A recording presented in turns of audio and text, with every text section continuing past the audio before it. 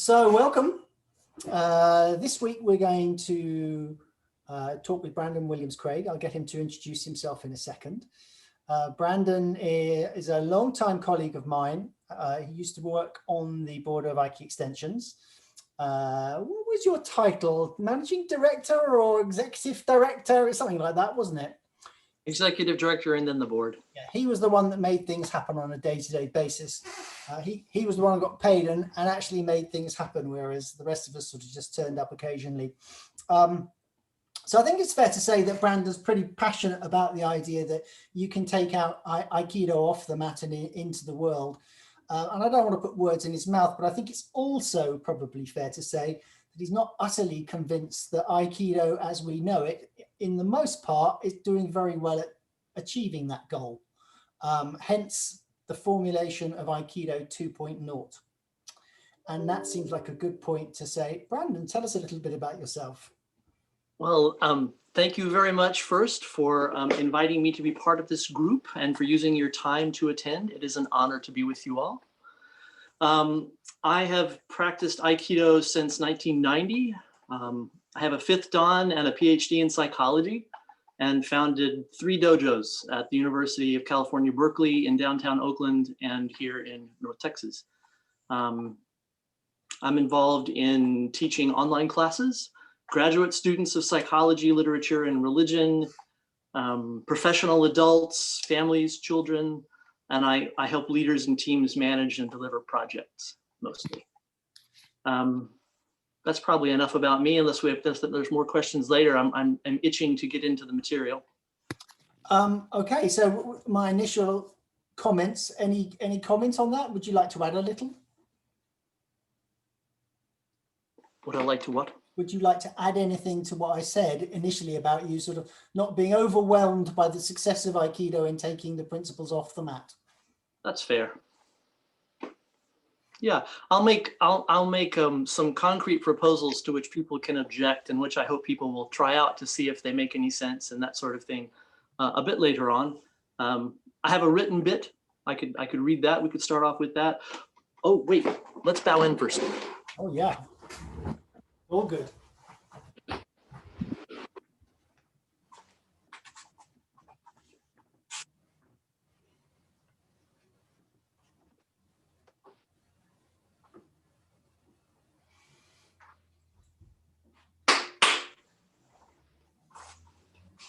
Onegaishimasu. Onegaishimasu.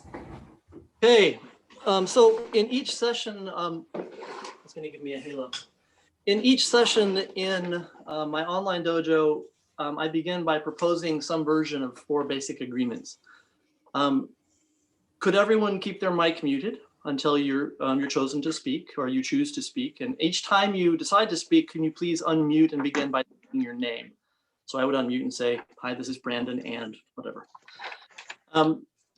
Thing 2, most sessions, including this one, as Quentin mentioned, are recorded to be shared publicly. And if at some point you need a recording to be removed from public view for any reason, you can notify us and we'll do our best. But once it's been released, due to the nature of the internet, that we can't guarantee that anything can be removed. So please participate with that in mind.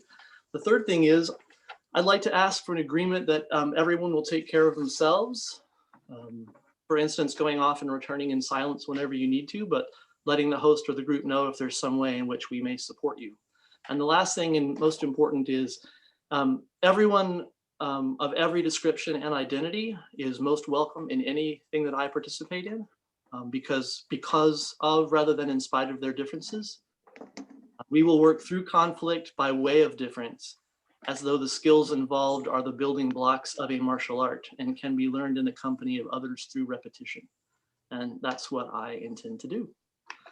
Can we take a minute to hear from anyone who feels moved to say something at this time? And if you continue after this, I'll assume that we have an agreement on all 4 of those points. So if you want to say something, stick your hand up, but if you're okay, you don't need to do anything at all. I think you're good to go, Brandon. Lovely. So Aikido 2.0 is a celebration of Aikido, not a replacement or chucking out of anything. I will only know if I've made my case here, if you explore what I propose after our time together, find that it makes sense and is obviously helpful, and then change the way you practice Aikido in search of long-term benefits for yourself and your students. If you don't improve what you're doing in some way, then this is not time well spent. And that is not a foregone conclusion.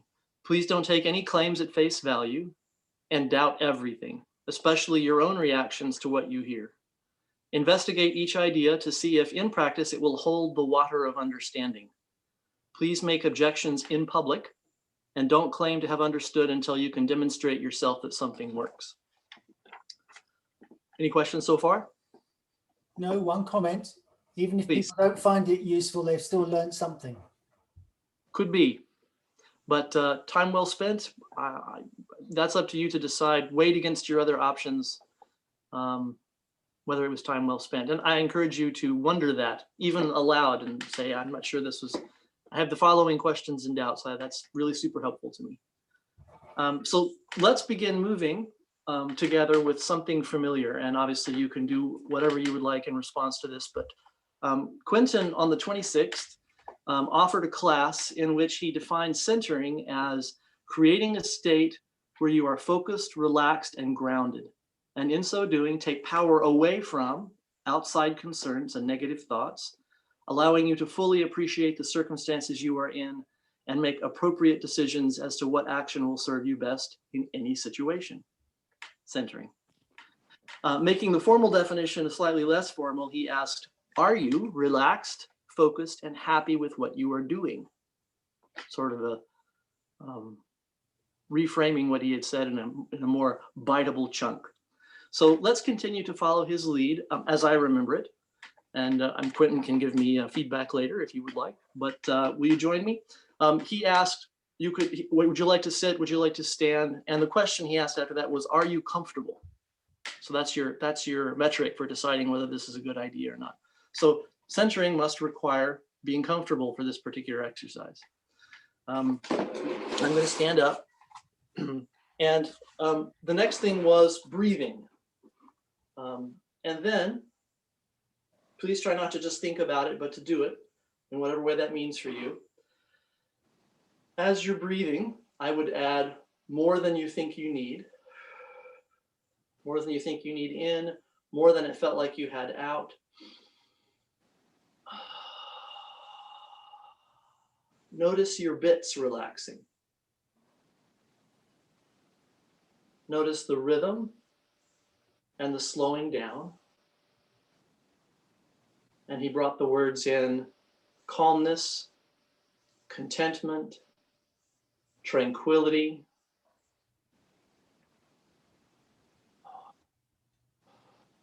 He asked that we clear our minds,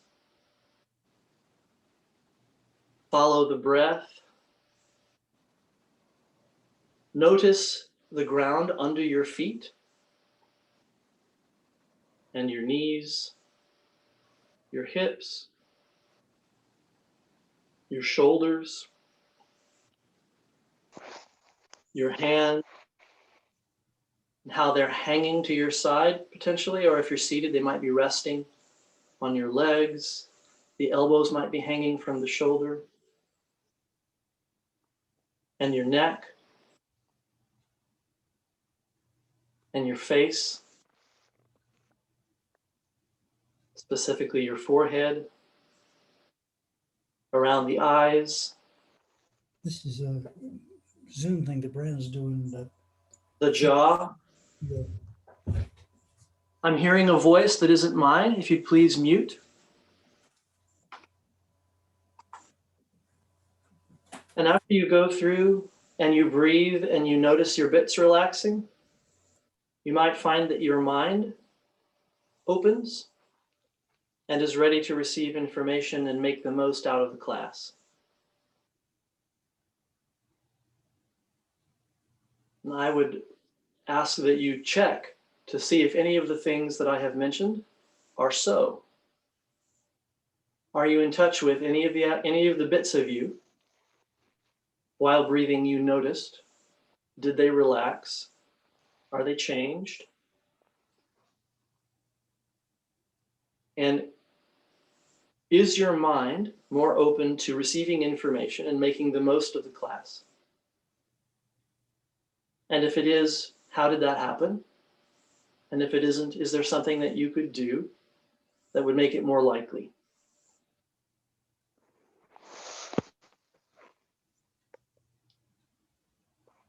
Quentin then suggested that centering, not just this particular centering exercise, but centering in general, can be a touchstone in your daily life, his word. That it can happen anywhere, under any circumstances. And he more than implied that it would help you to have an open mind and a readiness to receive information and make the most out of whatever. So I'd like to ask that you ask yourself, is that so? Is it present in your life? Are you using it?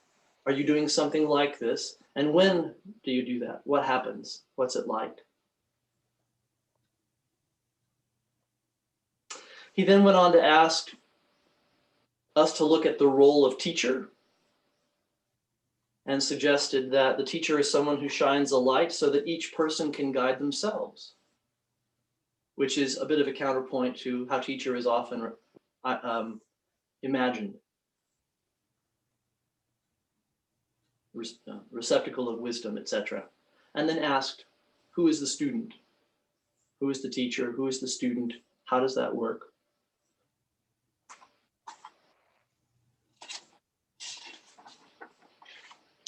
So I prefer to be right up front with my proposals.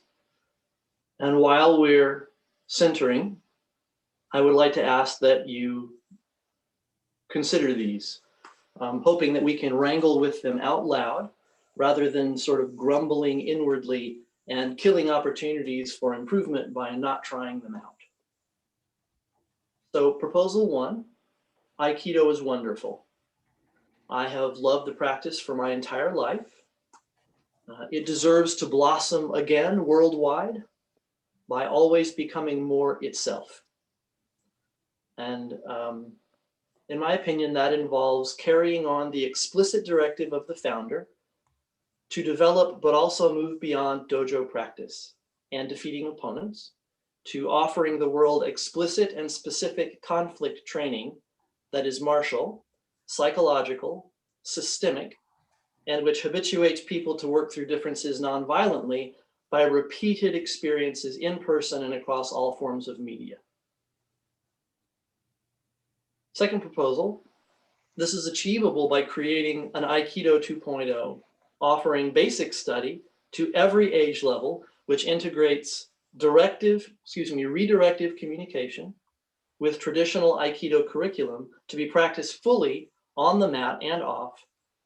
And it is essential that we move beyond talking about Aiki principles and practicing them, by which we would test, did we do that thing, and see what the outcome was and adjust accordingly in the same way that we would physically.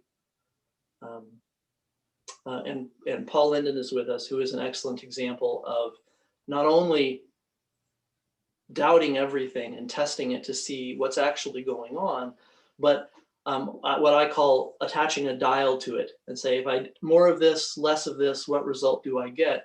Until you have a subtle understanding, I should say a more subtle understanding of how things work in what the world is coming to call soma. When someone says somatic, a lot of the time what they mean is embodied, a whole systems view.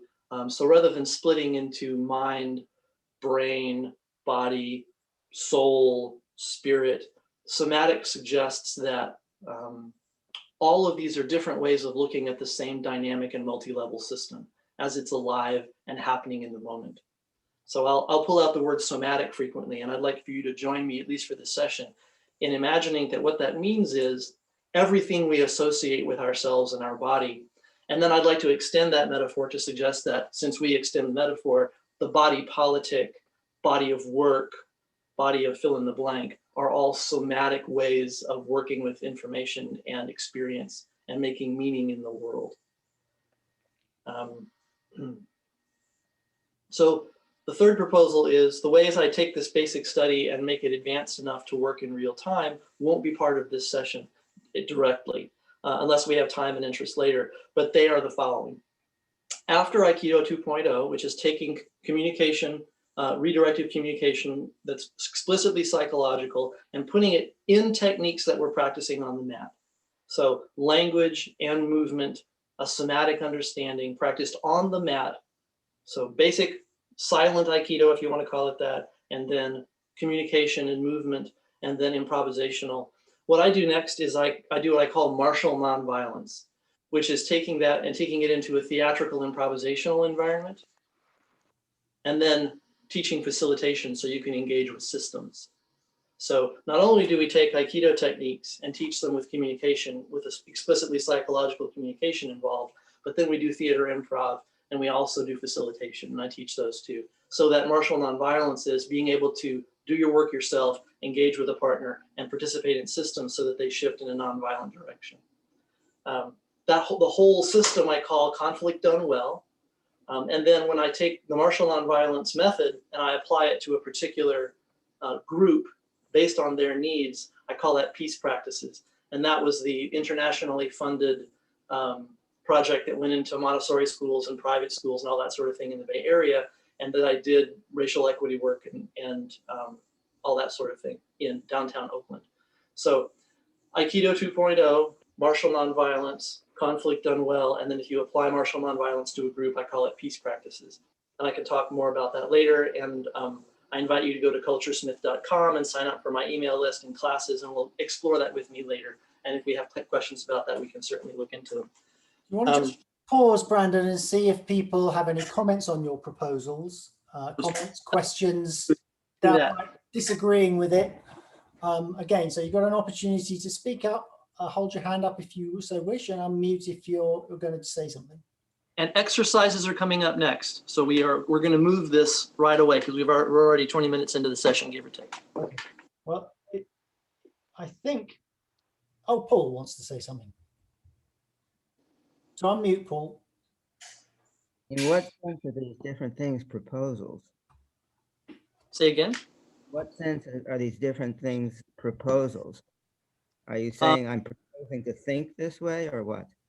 Yes, and direct actions follow. Okay, good. So Aikido should engage in all forms of media so that people see Aikido demonstrated and they're invited to participate in dojos that specifically adopt redirective psychological communications as part of their physical technique. It's practiced in every dojo every time anyone gathers, and that we show that. So instead of the Seagal movies, the next big thing they would see is movies in which Aikido is featured, in which it's explicitly part of the story that they are using all of the things that we associate with Aikido, either through their Japanese names or lists like Quentin just distributed of principles.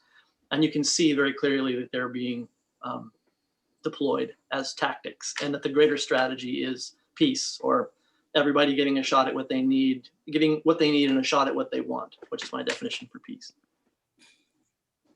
And that was just proposal one. Anyone else, or can we let Brandon crack on? I think we're good to crack on. Right. So as an example, if we were to practice Tai Sabaki, which different body management, moving around, we have different words for it, but we all have the same number of limbs, more or less. You can imagine everyone moves in and moves out and turns and that sort of thing. So let's move around a little bit. I'm going to engage my foot cam.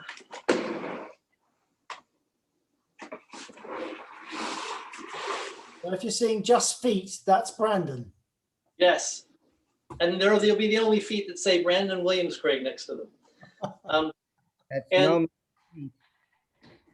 what I'm going to propose is that we do classic Aikido Tai Sabaki, and then we add a script so that we're speaking in addition to moving. And it may seem odd at first. In fact, I'm hoping that it will. But I'm hoping that you'll jump the boundary of, this is very strange. Because in the same way that you were a beginner when you walked into the dojo and weren't sure what to do, it will open up a part of your brain that allows you to really consider the proposals rather than just thinking about them, to entertain them, as it were. So everyone please get into, let's see, I'm going to be in right hanmi, so it may look like left to you. You can match me and let your hands be extended so that your fingertips are up and the blade goes forward and your elbows and shoulders drop and your arms are apart from your body in a way that doesn't make you reach. And your forward hand will be the same side as your forward foot. And just bring your weight forward without letting your head pop up by shifting your back foot up and switch which foot is forward. We're just changing which foot is forward. Bringing the foot forward by closing the hip and bringing the other foot back. So just change which foot is forward, being in control of your balance so that you feel one vertical line of balance the whole time.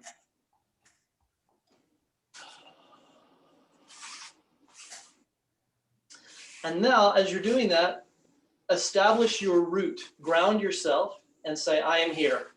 I am here. I am here. I'm here. I'm here. I'm here. And all movement communicates. Body language. All movement communicates. This is a different sense than this is, So communicate arrival. You could choose not to be moved or to move. You are here. And see if your inner state can match the words and the way that your body looks, how you present and what message you communicate. And then let's step to the side instead of directly in front. Shoot the foot all the way to the side and pull yourself into that foot and then back into hanmi, as though you were getting out of the way and let someone come by and say, excuse me. Excuse me. Excuse me. Excuse me. All right. Irimi, I'm in. And then withdraw. I'm out. And switch sides. Excuse me. I'm in. I'm out. Excuse me. I'm in. I'm out. Excuse me. I'm in. I'm out. And then pivot right where you are, as though you were looking behind you, but close the front hip so the knee goes over the toe and open the back hip and say, who's there? Who's there? Excuse me. Who's there? Who's there? Excuse me. Okay. And then shoot in and turn. Kayla Fader Sensei calls this an irimi blend. So you're going to go in, I'm in, and you're going to turn, who's there? And you're behind the person that you're originally facing. So you're going to say, I'm behind you. I'm behind you. Excuse me. I'm behind you. I'm behind you. Excuse me. Okay. Now you're going to close the front hip so that the foot and the knee both point in the same direction. And as your weight shifts, you're going to swing the other foot behind you. Tenkan. And again, close the front, sweep the back, Tenkan. And this time say, I'm listening, and do so. Look out and let your awareness go out. Listen in 360 degrees and pay attention. I'm listening. I'm listening. Excuse me. I'm listening. I'm listening. And now open your front foot and take 2 steps as you rotate. 1 step, 2, and you're facing in the opposite direction. Open 2 step, open, 1, 2. And as though someone were facing you and they were doing the same thing, you're going to say, what do you see? Because you end up seeing what they saw and you couldn't see before, which was their perspective. What do you see? Excuse me. What do you see? What do you see? Okay. And let's do one more. Let's do a closed 2-step where you leave the front foot and instead of opening it before you step, you close both your hips, your knees almost touch, and then you open both your hips and you turn 180 degrees, but you're doing it quickly and on a dime. So closed 2-step, like someone said, behind you, and you said, where? So it gets the feeling of it. Where? Where? Where? Okay.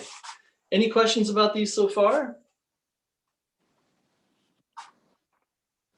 So now I'd like to ask you to participate in an exercise in which I say them in an order that is not the way in which they were presented, and you do your best to keep up with what we're doing, moving your body and saying these new scripted things that you may never have heard before, so that your brain goes, wait, I'm not ready for this. And then you let go of doing it the right way and just do your best to get involved each time you find your attention straying.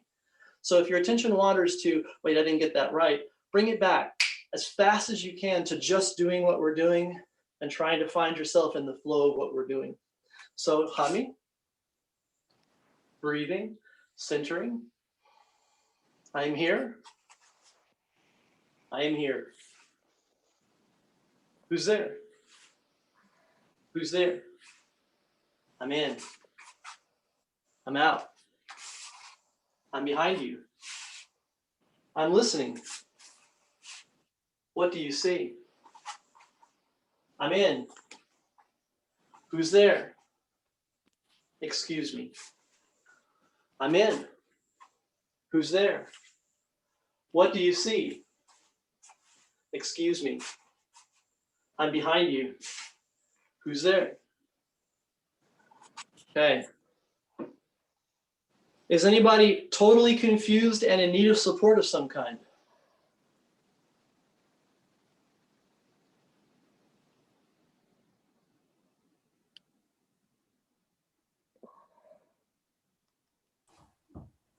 All right. So, in large part, the purpose of exercises like this is to engage the parts of your brain that don't often work together. The immediate martial benefit is this helps to smooth over the gap psychologically, I should say somatically. It smooths over the gap between being in the social contract, which is to say we talk to each other, we make shared decisions with respectful dialogue, that sort of thing. A lot of the time, an attacker will come up to a potential victim and say something, anything. Have you got a dime? You know, those are nice shoes. And then bam, they engage the part of your brain that says, ah, we're talking. And then they whack you.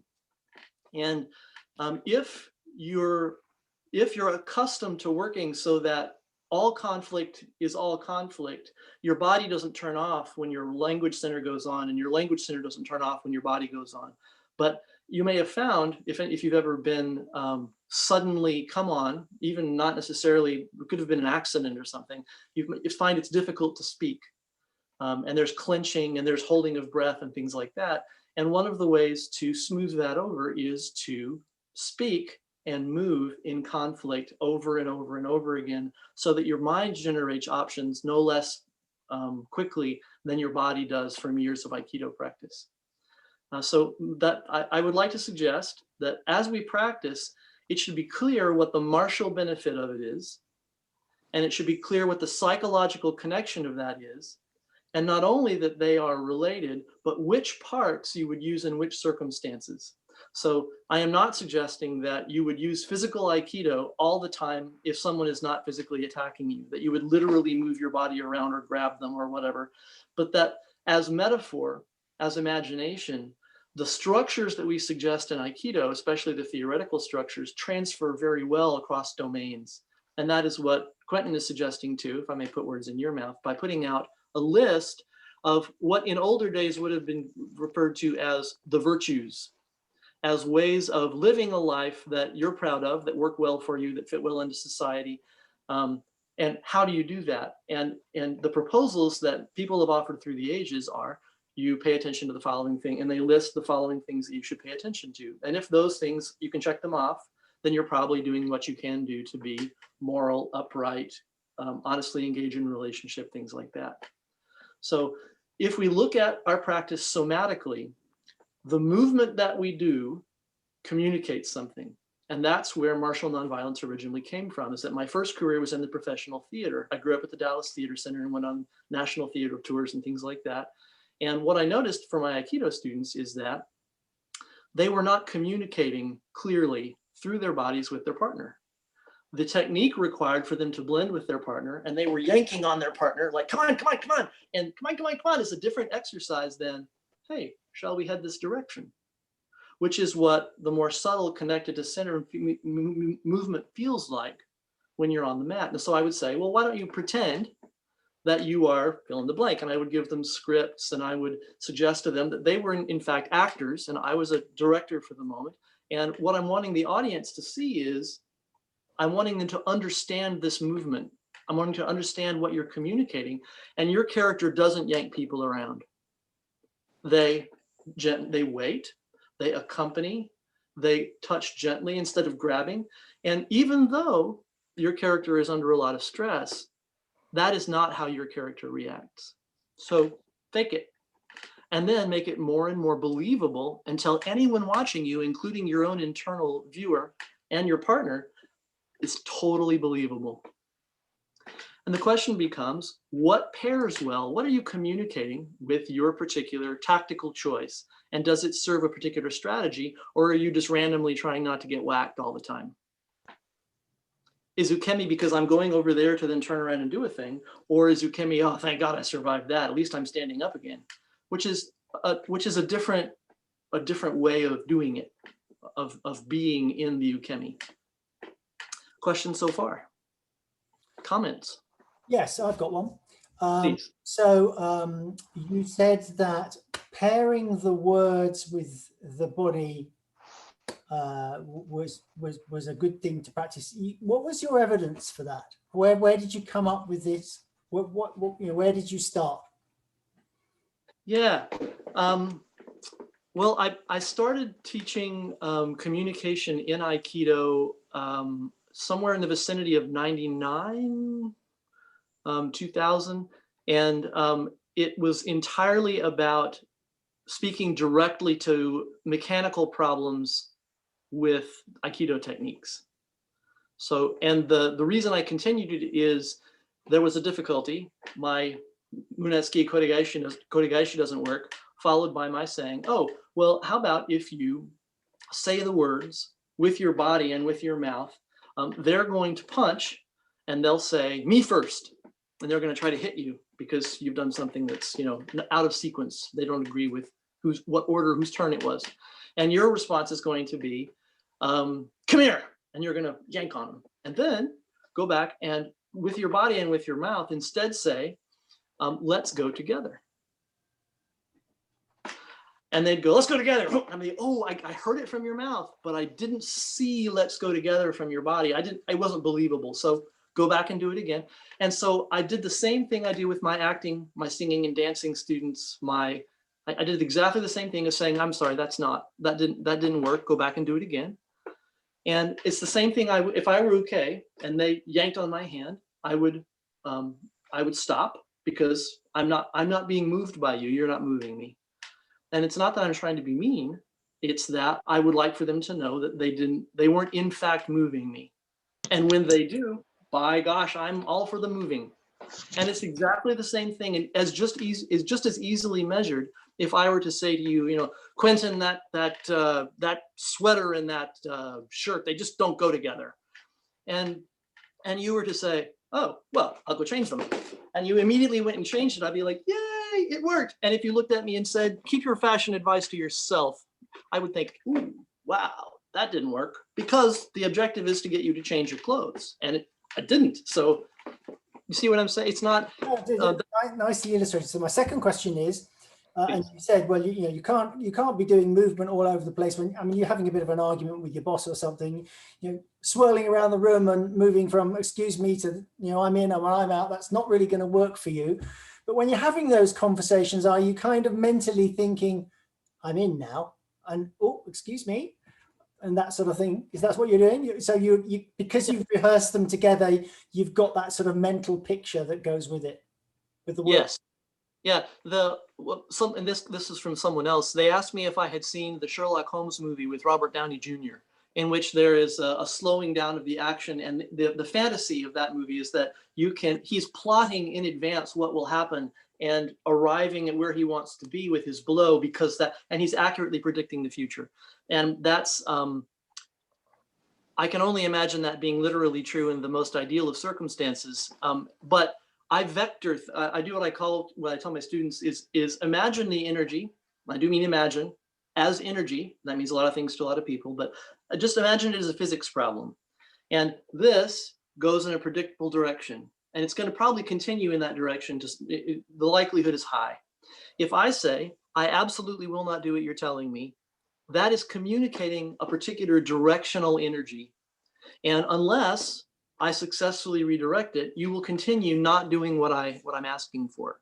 So I would need to, and I see that, I imagine it in whatever way works for me. And it turns out that you can see in the metaphors of all the times we communicate, especially in conflict, the metaphors are packed with somatic images. They're directional, they're physical, you drop a task, you keep the balls in the air, I gotta back away from that. Can I get in on this? There's all of our metaphors are embodied metaphors. And so it's not a jump as soon as you open your eyes to that to anticipate what's coming next. When you get a really strong vector of some kind, it's likely to continue in that direction. And the same thing is true of talking about something. Thank you. Anybody else? Yes, Brandon, I found two difficulties. One is I didn't know any of your vocabulary. I didn't know what you meant by open the hips, close the knees. I couldn't see them. The other thing was I didn't know you didn't say that you're adopting an attitude in the sense of an emotional attitude. So I could say, excuse me, and be meaning, get out of my way, and say it sweetly. I didn't, you didn't, when you explained it, then it made sense. But if I'd had the explanation first, then I would have known what we were practicing. Are you ready for a response? Of course. I have a foot cam that was showing my legs and my hips. I don't have enough room in this particular place to have all of me in one camera, but I'm working on that. As far as the internal state is concerned, what I'm hoping to do in these exercises is to not explain it all the way first, and then to set up the circumstance so that someone will come to the same conclusion you did, and then realize that they are this far from connecting what they say, which they have imagined as separate from what they're feeling and what they're doing, to all of that, so that they are then no longer able to escape responsibility for what they're communicating with their whole person. Because right now, I have the social permission to say, hey, come on, and mean, I'm going to kill you. Right. I can say things that are entirely incongruous with my actual intentions, and I'm encouraged to do so. Oh, I feel fine. But when I obviously don't feel fine. Thematically, you'll show that. But for me, with the Parkinson's, I can't control certain things that I used to be able to.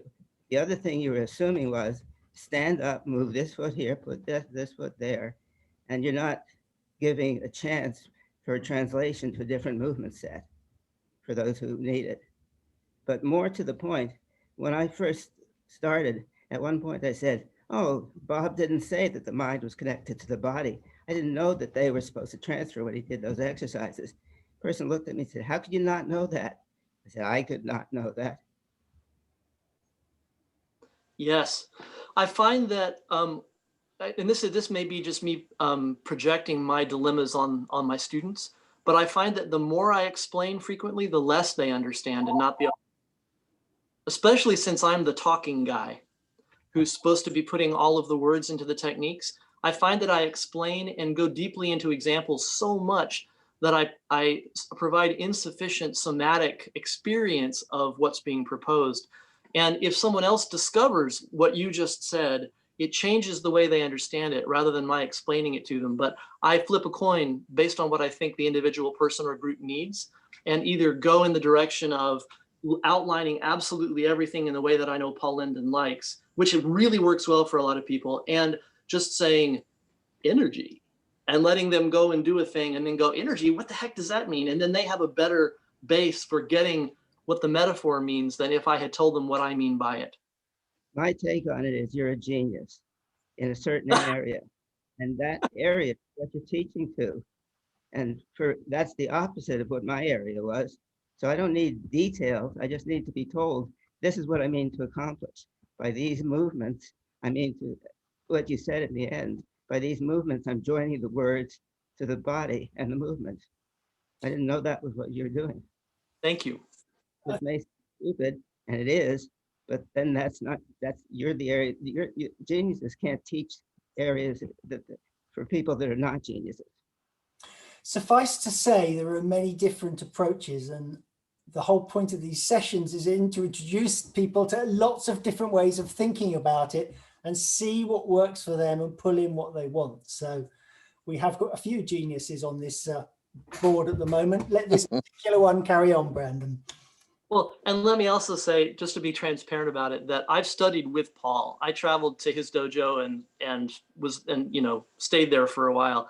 What Paul has done and is doing is a significant part of my understanding of this. So, and Paul was a part of Aiki Extensions, and when I got brought in to be executive director, Paul was one of the people I got sent to in that kind of, you need to know about the parameters of what the organization is trying to do and what our identity is. Paul is one of the pillars of that. So he's carrying on a conversation that he and I have had for a very long time, and which has always, and I can say that with a straight face, has always been helpful. So thank you, Paul. Me too. I saw something that I didn't see about your practice. So thank you. So another exercise, I usually start with the three big basics that almost everybody in Aikido has practiced under one name or another. So let's do Tai no Henko, or some people call it Katate Dori Tenkan. It's the one hand is extended, and we're imagining, obviously, because we're remote to each other. One hand is extended, the other person, the imagined person or the person across, grabs, and a basket shape happens in the particular version that I'm talking about. So there's a grab on the arm, a basket shape is made so that the energy runs this way. And then as the foot does that, I don't know if you can see my foot cam. I can't actually see my foot cam at the moment, but as the hand does that, without retreating, there's a rotation point, or in Japanese, jiku, right there that you engage so that you can rotate around it rather than trying to move the hand. So there's an extension, there's a grab, you extend into the partner and you move your balance around in a way that goes around this point, engaging with their center so that they are moved off their center forward. And then you continue your turn with the Tenkan until you're facing the opposite direction, and you would be side by side with your partner, your ear not very far from their head, and they would be slightly bent in order to hang on so you can still feel their weight and check and see if you're moving them or not. So let's, in whatever way you understand Tai no Henko, the very first thing we're going to just do it. Just be the nage, or whatever you would call that, the person initiating the technique, and just practice that a few moments by yourself.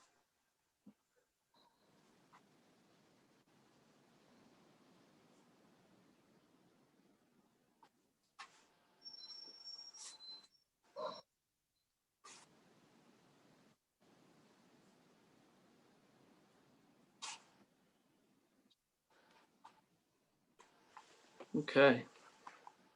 Yeah. And now, through the camera, you can cycle through the people. You can see if you can't see everybody. Choose, let's see. Let's just do it at random. Let's see what happens. Half of the people in an ideal situation would choose to be uke, and half of the people would choose to be nage. And so you're going to watch, and some people are going to do this and come forward toward the camera and grab. And other people are going to do this. And if you'll do 4 in whatever way you choose, and then choose to do something else, somebody will be choosing you to be your partner. Can I make a suggestion? Sure. I can put people into 14 breakout rooms, so they're all paired up, and then we can come back in a couple of minutes. How would that be? All right, then let me give even more instructions then. Please do it with your partner. Well, actually, Ash, will you demonstrate with me right quick? Sure. Okay, so Ash is going to grab and be uke, and I am going to offer before that He'll know when to grab because I put my hand out. He'll reach forward and grab. And I'll be Nage, he'll be Uke. And we'll do it silently 4 times. So I'll put my hand out. He'll come toward me and start to grab me. And as soon as he does that, I will turn. And obviously I'm working on timing more than I'm working on, but he can't grab me literally. So I offer, he sees that, he comes for it. I turn and I respond to him. And then I go back. And I'm going to do that 4 times in silence.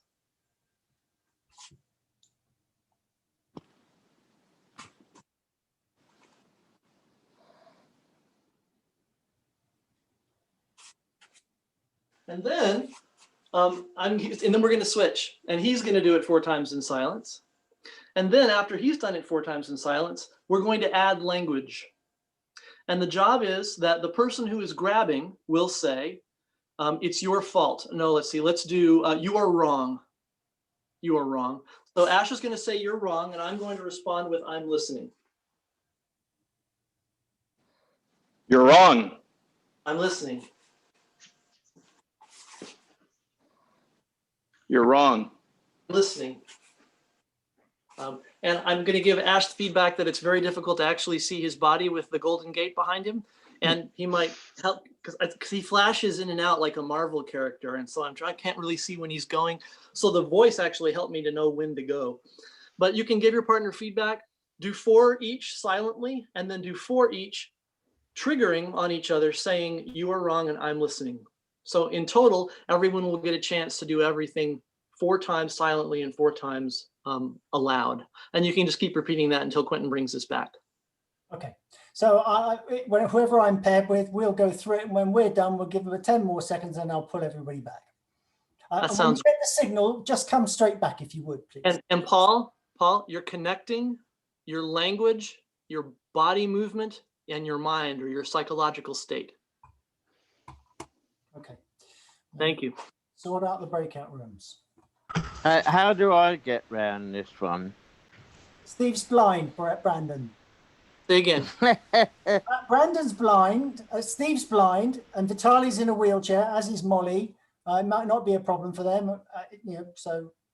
Yeah, it's an exercise in imagination, and it's also an exercise in the things that you can put your hand, so to speak, which is timing. It could be entirely auditory if your eyes are the issue.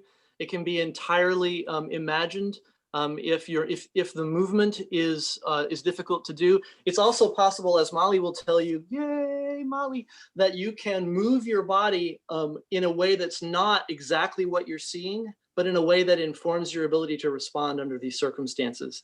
And you, like anything else, you would adjust what the exercise is, break any rule you need to make it useful for you so that what you get is an experience of making the connections that we're making.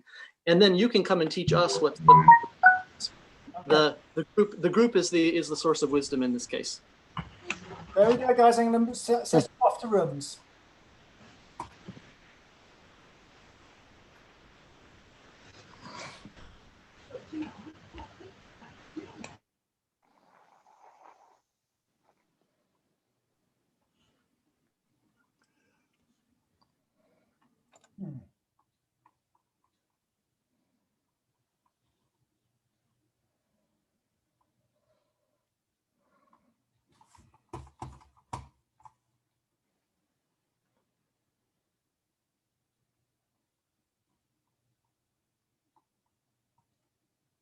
I'm still stuck in the main room. I don't know why I am. I thought I was going to disappear somewhere. Tell you what, Brandon, I'll practice with you. How would that be? Brandon, can you hear me? Brandon? Steve, can you hear me? Steve, can you hear me? Yeah. Okay. Do you want to practice? As I'm lacking a practice partner at the moment. I don't know how I could move this, so I won't be on camera at all. Well, you can either not be on camera or you can sit there and imagine you're moving and I'll do the movement. How would that be? Yeah,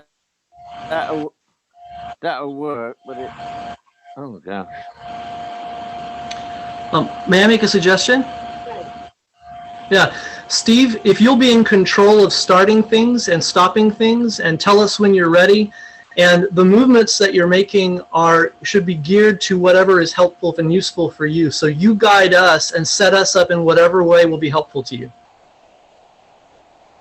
Are we going to work as like a threesome then? We certainly could. Okay. Or we could just take turns going around and everyone could take a turn kicking things off, so to speak. All right. Well, why don't you lead the way? I'll work with you to start with.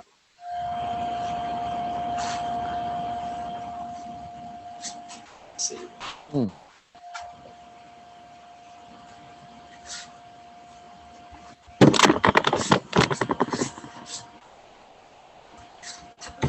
I got included in this group by way of my foot cam, so I'm trying to rearrange things.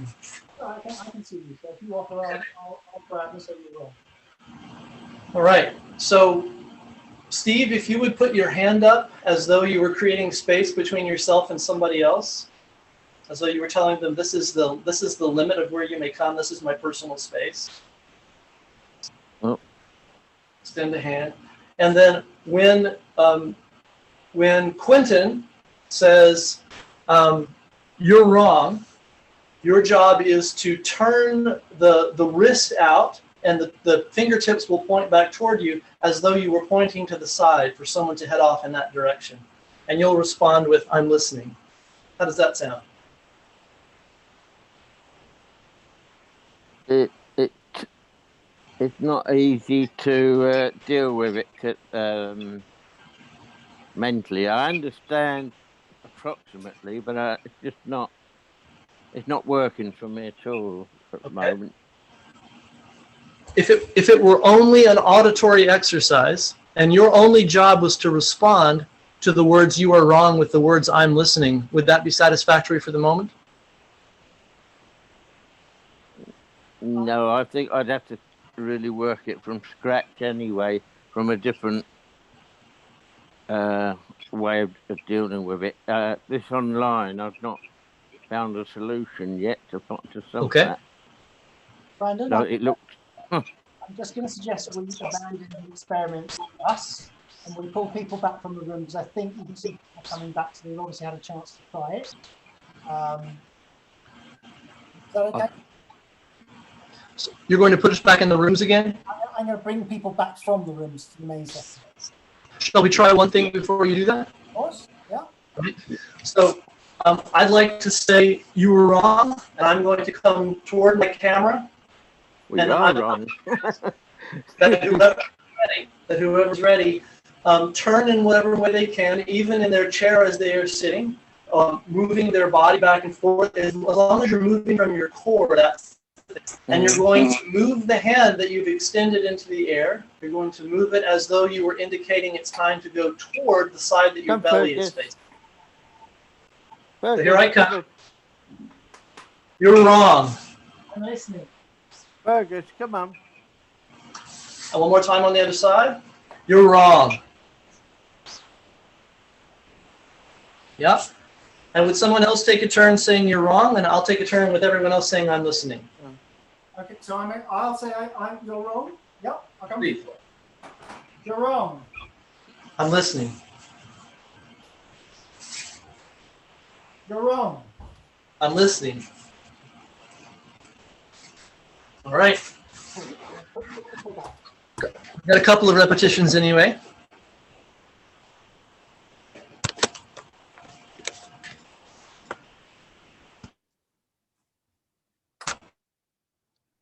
Hope they come back sooner than the 51 seconds we have.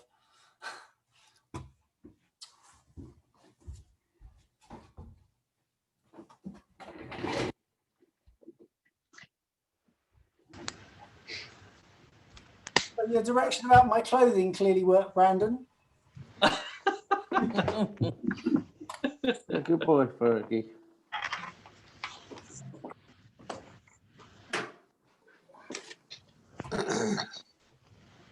Okay. Come on then, hop up. Good boy. And Steve, we can still hear you if it's possible for you to mute. Yeah, it's a dog. I just put him out. I will mute. All right. So one of the things we found in working with children at a Montessori school in the East Bay in Emeryville was that they found this silly and then boring, and then they started doing it all over the place, and then it was heard as sort of the new thing to experiment with on the playground, and it went through cycles of being the new thing that everybody did, finding it silly and playing with it, and then finding it boring and then starting it again. And it became a part of their group culture to use the script and to hear when someone had said something similar to it and go, oh, peace practices. So it became a part of their shared narrative and experience, to the point that in many cases on the playground, all the teachers had to do was say, wait, what happens in peace practices? And the kids went out with it just like that, because it was simple and it had gone through all of the phases of them identifying with it, disidentifying with it, making fun of it, playing with it. And it just became a part of their argot. They just kept on bringing it out all the time. So it was a handle to be grasped by anyone who wanted to say, hey, let's do this by the rules we've more or less agreed on by participating in that class over and over and over again. And they learned physical Aikido on the mat with language inside the techniques, and the language immediately translated, because we'd done it over and over, into their interactions on the playground and in the classroom. Are you in touch with any of those children still? I am not. Some of their parents still get back to me. The children were from 3 to 9 years of age, most of them that were in our classes. And so it's arguable whether it's appropriate for, years after to still be in contact with them directly, because that's, I'm not sure about that. Okay. But some of the children that were in my children's program at Aikido of Berkeley and afterwards, I do still get interaction from some of them. One of them was the one who asked me to provide training for the Occupy Oakland people when they were on the plaza there in downtown Oakland. So people keep coming back, because I've been doing it a long time. So, sure. So another way of putting that, okay, I know you're a parent. I always feel that I brought Aikido into my parenting style. Do you sometimes see your children doing things and think, oh, blimey, it has rubbed off? That's good news. Yeah. And to be fair to any other parent out there, family is the most difficult place to apply anything that you know, because the power dynamics are the most important thing at those developmental periods. It's, you can't make me do anything. Okay, I'll do what you tell me. As the child is internalizing the parental, voice, so they have their own executive function, they do all kinds of pushback and do things that are bizarre that other people wouldn't do. But yeah, it comes out of my kids all the time, especially the next part. Okay. I'm wondering if people want to give us feedback or say something about what just happened in session. I would like to. This is Patrick speaking. There's 2 of us. I'm one of them. Yeah, 2 things. So I got my own room. Nobody showed up, so I did it by myself. It worked fine. So what I noticed when I verbalized "you're wrong," I noticed 2 things. My chest tightened quite a bit, and it was very difficult to do the movement, to do the grab, to move forward and grab. The second thing I noticed is when I said, I'm listening, the opposite happened. I opened up, my chest relaxed, my body, it opened up, I relaxed, and it was quite easy to move in. So those are my observations. Nice. Thank you. Yeah, thank you. May I suggest something?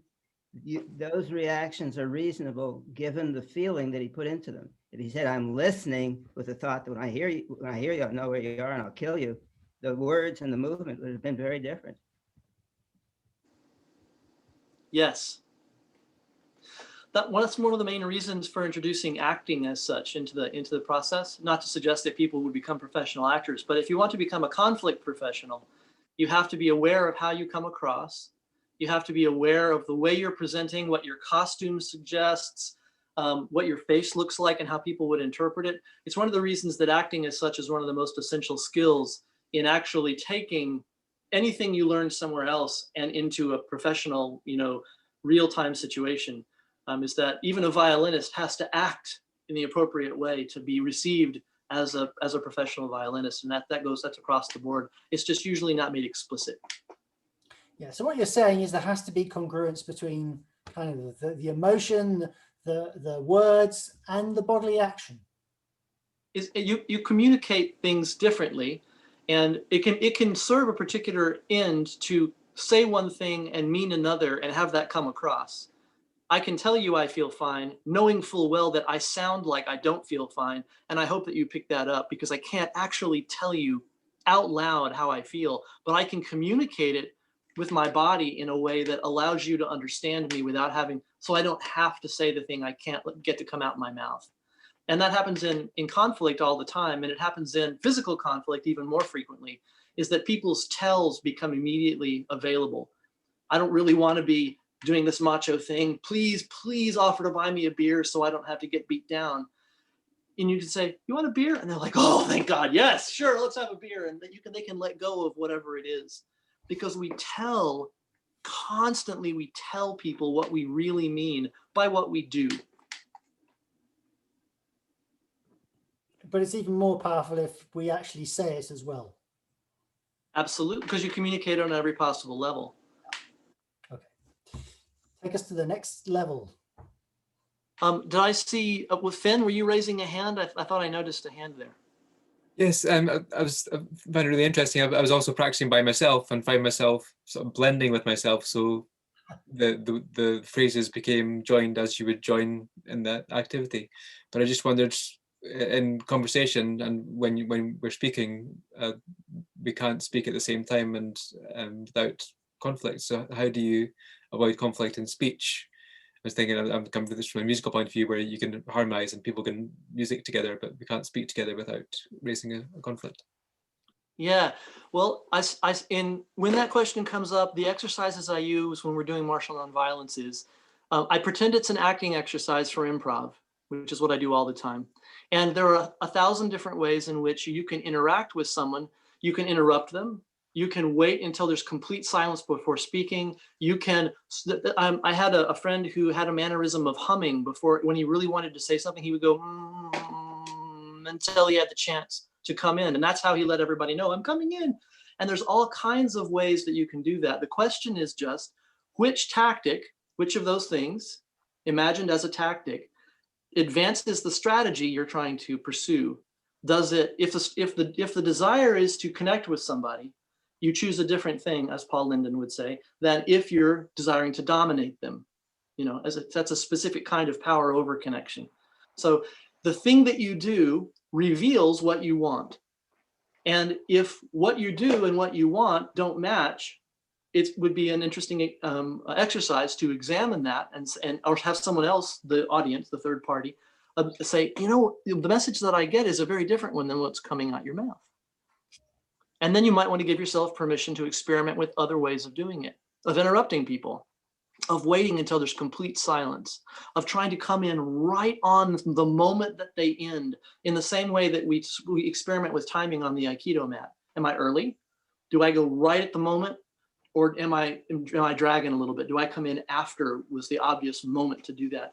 And if everything is training, because we're working on all of conflict, not just fisticuffs, but if everything where there's difference is an opportunity to train how you do conflict, then everything we're talking about is one exercise or another, and the question is just how we do it. And there's a little sensei voice that hangs out right here and says, how'd that go? Did that work out well for you? And it could be as extreme as, I noticed that you're lying on the ground with blood coming from your nose. How do you feel about that tactic? At which point they could say, well, hop right up and give it another shot. And this time you'll want to move a little more quickly to the side, which of course you would agree and the same thing is true psychologically, is that when you do the thing and you realize, wow, that didn't express well, that didn't work. Didn't work over here, didn't work over there. Then you would try it differently next time. And the job is not to triumph, it's to get better at the process. Liz and Alec have their hand up. So if you still want to that's me. I've been a bit of a naughty schoolboy. I was playing a bit with the exercise you were setting, Brandon, and I was changing my intonation and delivery of my lines, and seeing how it affected my movement. And I think you have already answered the kind of question that was coming out of that, or the observation that was coming out of it, which is how you deliver your lines seems to affect how you move, or at least it did for me. I'd just like to see if I've sort of connected with something there, or if I'm just way off on my own little universe. The formula, how I do A affects B, is, I would argue, the root of all of the study that we're doing, whether you do silent traditional Aikido practice or you're trying to figure out psychologically what works well and how you're communicating and how you come across. I wore this costume, and as a result, I got treated like I am speaking way too much. As a result, people are speaking too little. You fill in the blank with those things and think to yourself, I wonder if I did it this way, what that outcome would be. And then you hone it and hone it and hone it, preferably with the company of someone who's a little better at it than you are, who will at least give you honest feedback so you can know how you come across, which, like Paul was saying, is a very difficult thing sometimes. I don't know what's going on over here. I don't know what's going on over there. And trying to connect the two is a third mystery. And so you just start wherever you are and you start describing everything. Well, it felt like this, felt like this. And that's what martial nonviolence does in general, is it starts with description and it moves to proposal. I describe it this way. I would like to propose this. And that's the most basic formulation that gets us into all of these mysteries that we're trying to figure out. Thank you. And thanks for the question. So I'm a little mindful of the time, Brandon.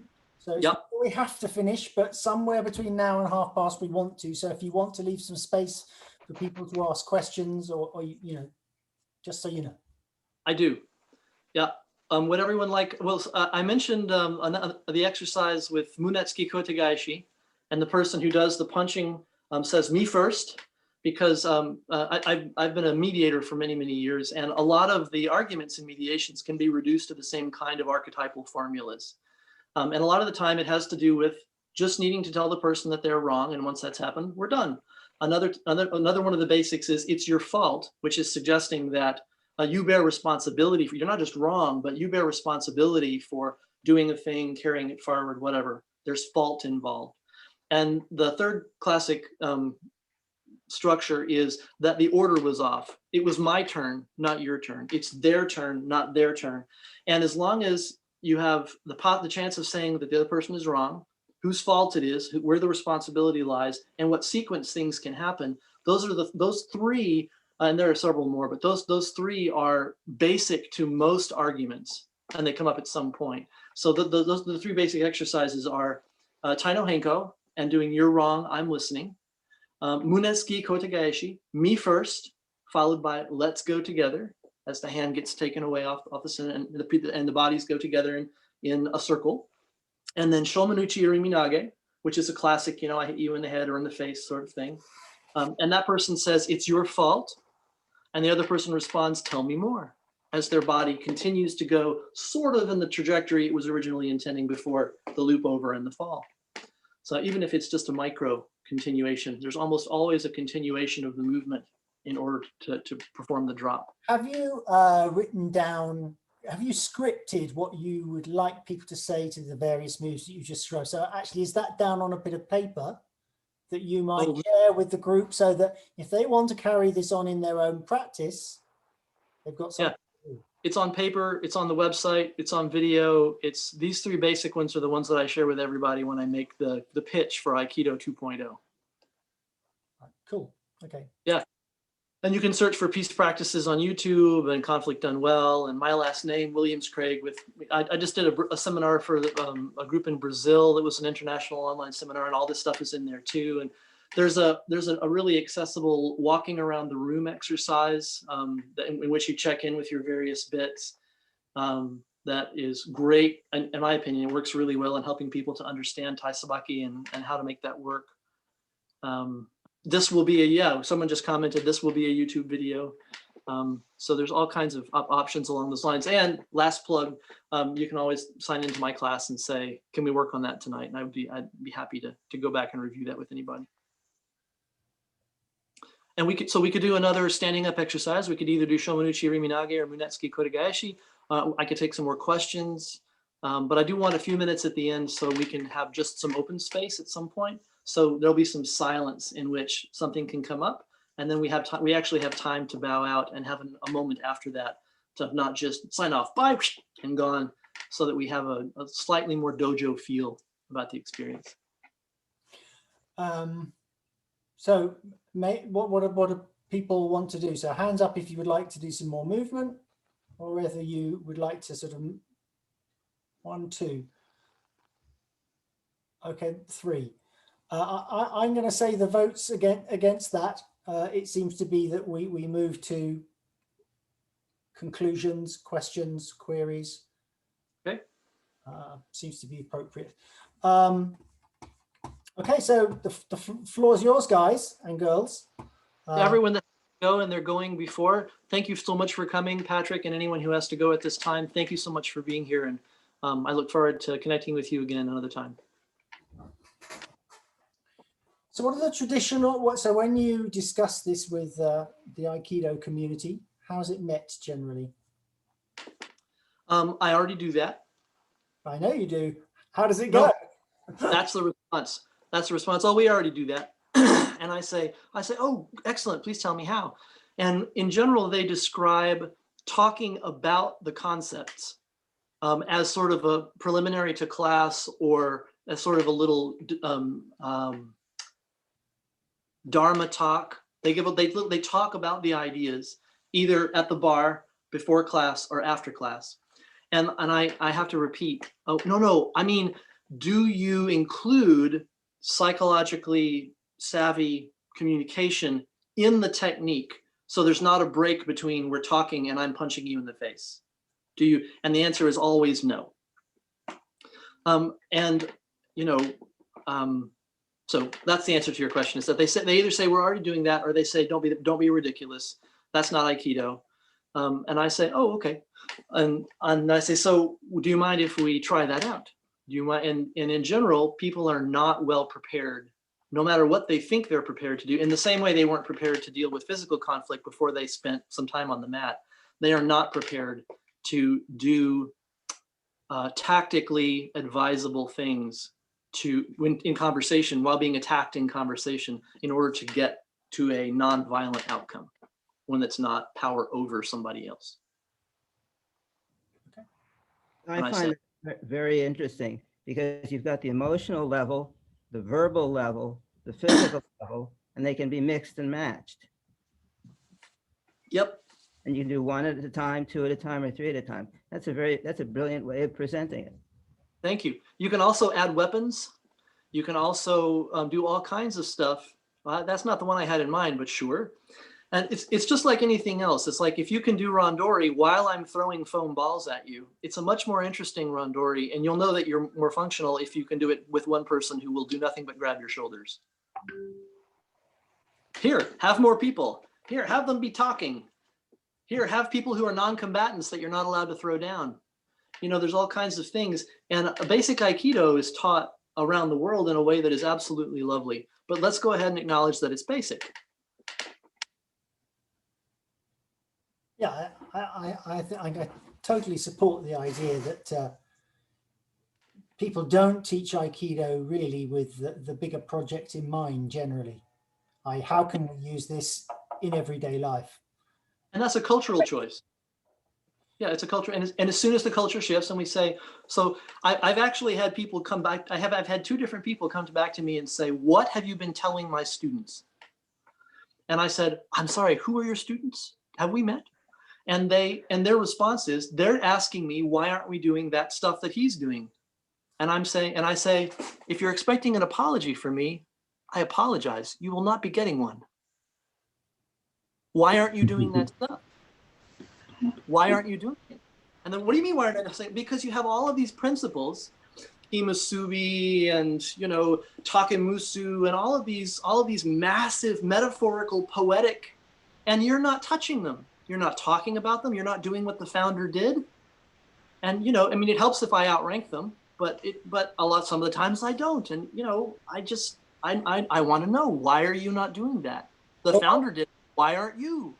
And then that's a popular conversation. I think the interesting thing is that of course, the way Sensei did it was he certainly talked about it within his culture and his beliefs, not his political beliefs, it's just his beliefs. Yeah. But obviously he didn't do it the way you're doing it, which probably is much more meaningful for an American culture. And David, has your hands up. Yeah, hi Brandon, I'm David. I was actually, well, just following, Quentin's almost said it now, but I was just, you're saying Sensei did this stuff. I just wondered how you, how that was manifest, as it were, in terms of these things you're talking about. Right. He used poetry and metaphor and language to in almost every class, and to the great frustration of his students, he would at times make them sit and listen to him go on and on about various kami from history and the floating bridge of heaven and stuff like that.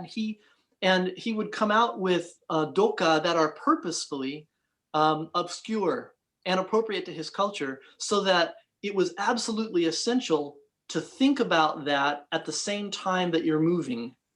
And then he would offer poetry as examples or explanations, or not explanations, of what the person was supposed to be thinking and feeling while they were moving. So he didn't, I would argue, being Japanese, he didn't explicitly have them speak when they were moving, because that is the opposite of learning basic Aikido. But he expected a certain environment in which metaphor and spiritual understanding and that sort of thing were all part of the process of training. Thank you. That's very clear. Thank you. Anybody else got anything? Dimitra. Yes, I want to say that I think it's extremely helpful to add the verbal attack, the verbal part in the grabbing or in the attack, because it really challenges our centering and our technique. And I remember once, many years ago, when my Tai Chi instructor, who is not following the main route, he's very different from the main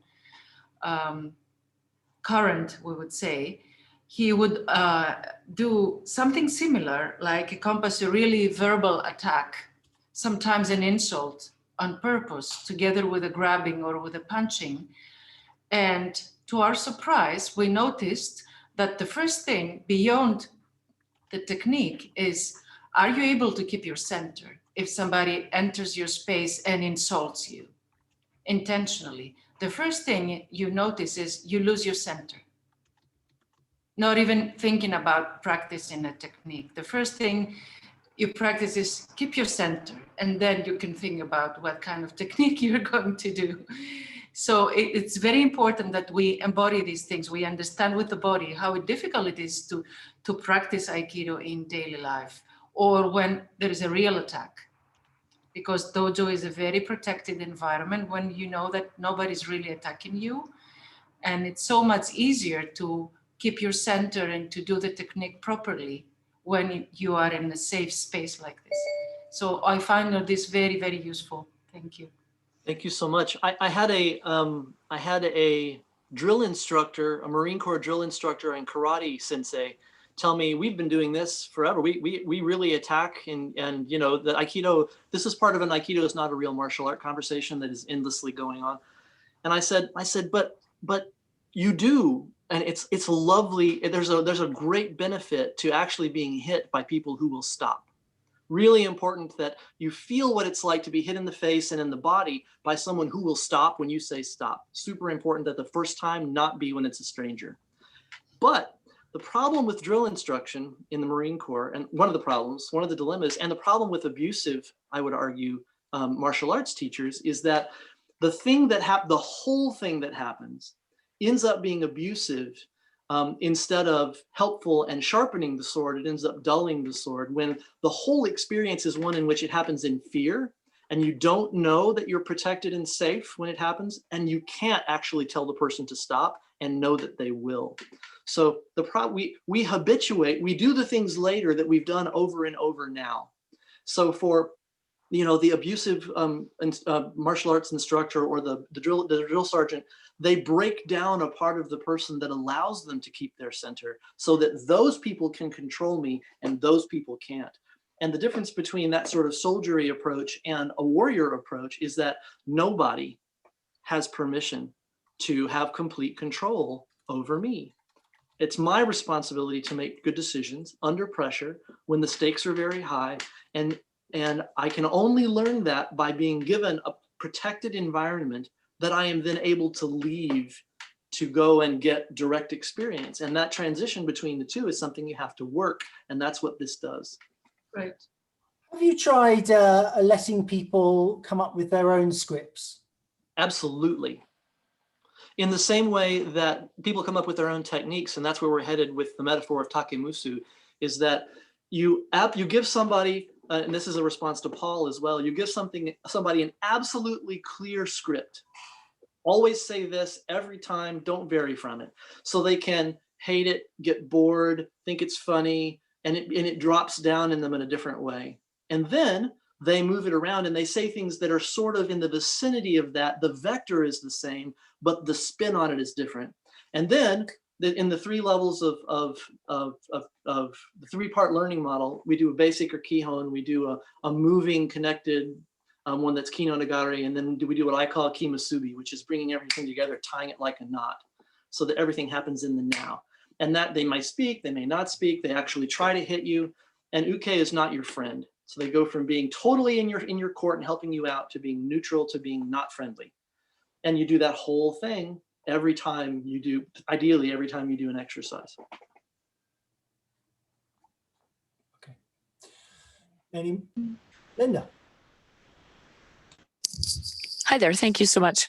I just want to bring up the idea that this could be used unilaterally. I discovered an idea very much like what you're doing when I was training for an exam with very aggressive sword or bokken strikes, and I was doing tachidori, trying to take a bokken that was being swung at my head, and I was just in a place of like, God, stop hitting me, feeling very attacked about it and being reactive. And I finally, after I just wasn't getting it, I was like, hang on a second. I just went and sat for a second, and I came up with saying to myself, oh, that's my stick. Thank you for bringing it for me. And when it came at me, I was like, thanks. And it shifted completely how I wasn't jumpy about it. I was like, oh, that's mine. Thank you. It took the whole power out of it. Sorry, my cat's attacking my iPad. The narrative, you switched the story with which you were approaching it. Exactly. And my partner didn't know. What he said was, oh my God, whatever you're doing, keep doing that, But it wasn't like we were doing it as an exercise together. It was just I had adopted that point of view myself. Yeah. So, even if you're not in a dojo culture, and ours is the kind of culture that would explore this sort of thing, but even if you're not, you can do it on your own and nobody has to know. It reminds me of emails. So my wife will get an email and she said, this person says this, and she reads it out in a sort of very growly sort of way. And then I said, well, maybe they meant it, and I'll read it in a much gentler way. And it's the same point, really. It's how it's received. It's how you choose to enter the communication. Yeah, and describing is the window to that for us, for me and my students, is that when I scream at you, I am very upset.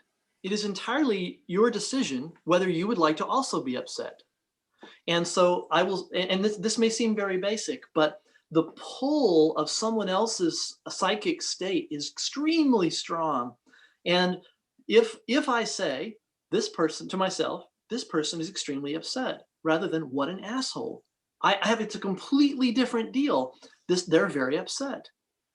I don't, if I were to describe myself, I don't feel very upset. I feel puzzled, or like I want to run away, or I feel all kinds of different stuff. But if I'm not able to describe what's really going on, I don't know how I would navigate.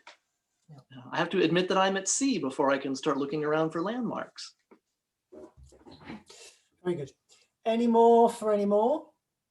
Quentin, Liz. just a very quick observation. Brandon, everything you've said tonight has been absolutely brilliant.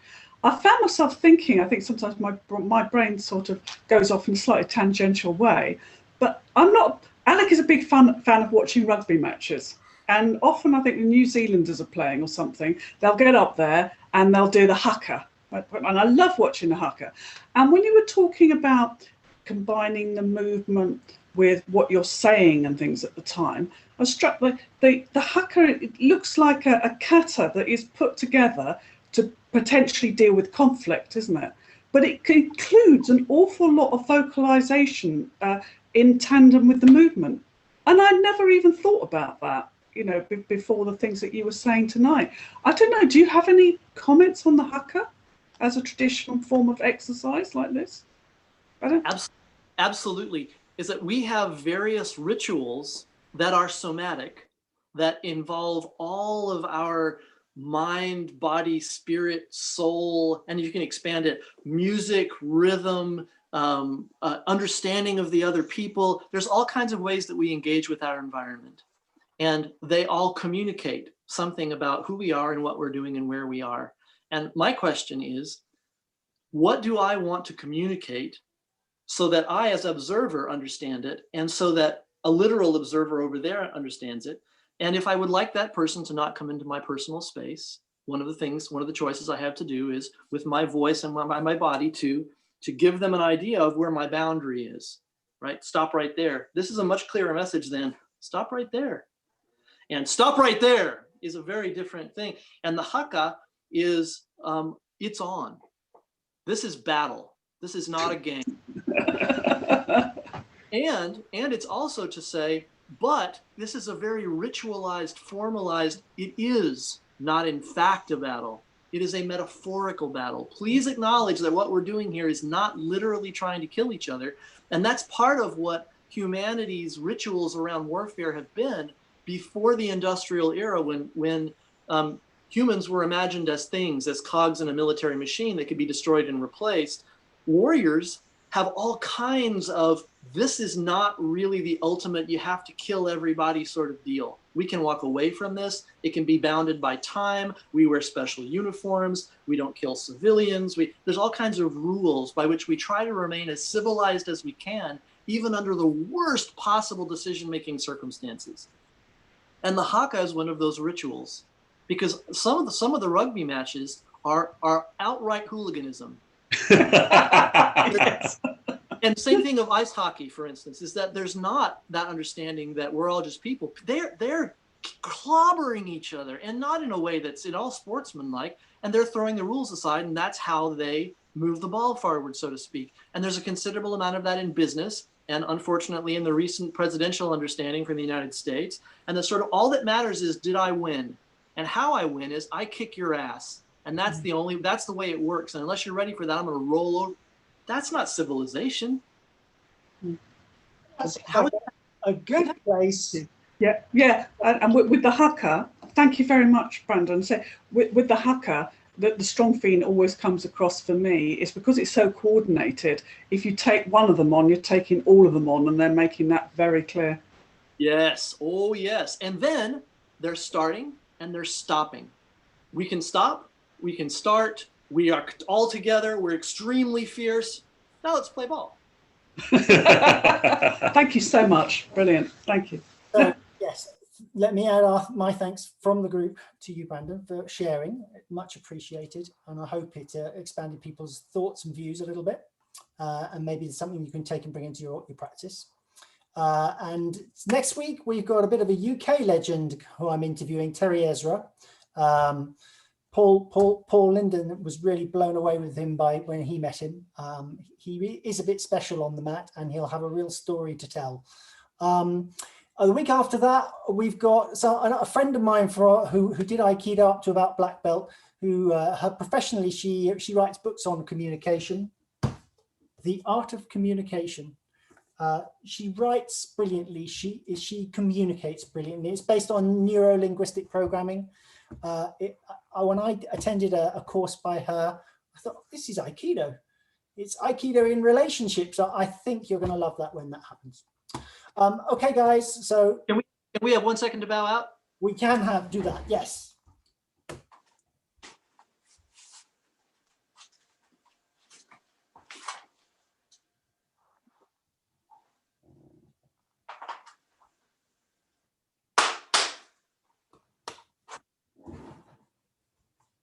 Thanks so much.